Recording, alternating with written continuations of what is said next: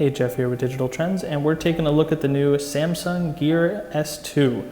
This is I believe it's the 7th smartwatch from Samsung, and the first one for a while to run on its Tizen OS. So it's very much improved from the first Galaxy Gear, which is when we originally saw Tizen. And this is it's a very nice smartwatch to look at and to use, but to own, it is kind of a nightmare, and I'll tell you why. But for starters, as you can see, there's a rotating bezel on the edge here. So the edge kind of rotates. No other smartwatch does this. It's awesome. It makes it really easy to navigate menus like this, and then you can enter the apps menu, and it's really easy to just rotate through any app. And if you go into apps that work, which is another problem with it, like we'll go into the settings menu here, you can scroll right through menus very easily. It's easy to do when it's on your wrist as well.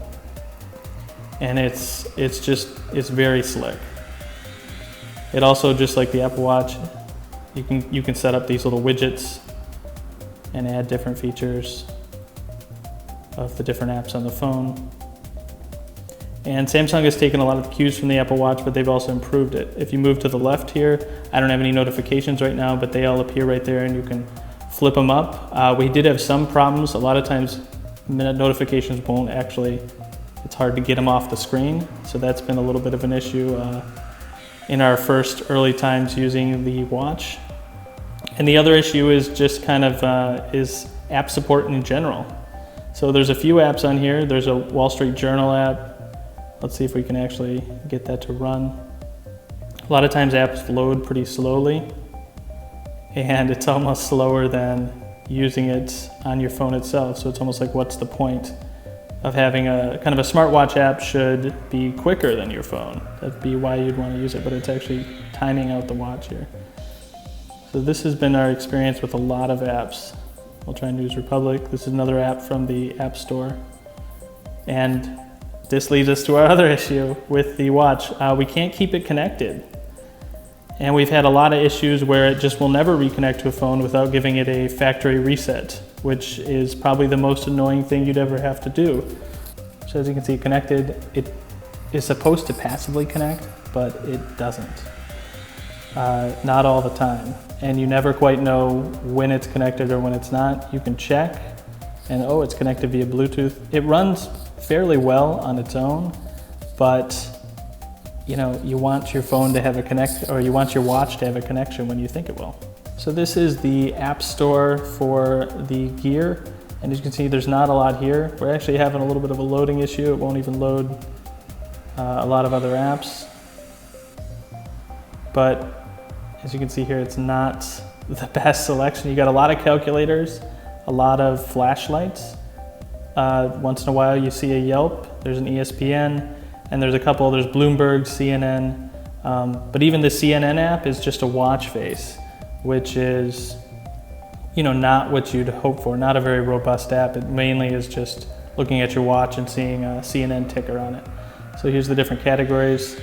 Again, don't have a problem with the App Store, it's just a lack of selection still. You can navigate watch faces. We've customized to a watch face that we like, but there are a few others. Again, not as big of a selection as Android Wear or the Apple Watch.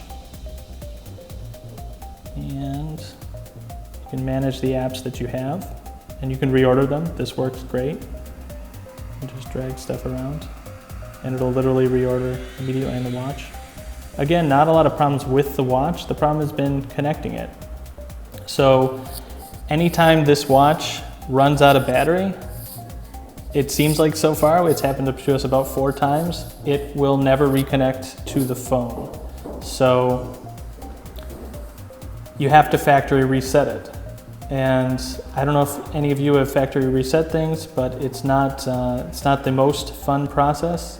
You erase everything on the device, and you have to reconnect from scratch. We also had an issue with the reactivation lock. Even if you factory reset, there's no way to get out of that. you're just kind of stuck. So we actually had to log in as an older person to use it. So the Gear is a very beautiful watch. It has everything you'd expect. It has a heart rate monitor, has nice detachable straps like the Apple Watch here. There's a classic version that takes standard watch straps as well. You can snap them right on there. The hardware is beautiful. It's one of the best sized watches for almost any size wrist there. So it looks great. We've gotten 3 days worth of battery life out of this thing, but we keep having to factory reset it, and it cannot hold a connection. And when it is connected to a phone, whether it's a Samsung phone or any Android phone, it's a slow connection. So it's a beautiful, beautiful watch that we can't get to connect to the internet. And that is the Gear S2.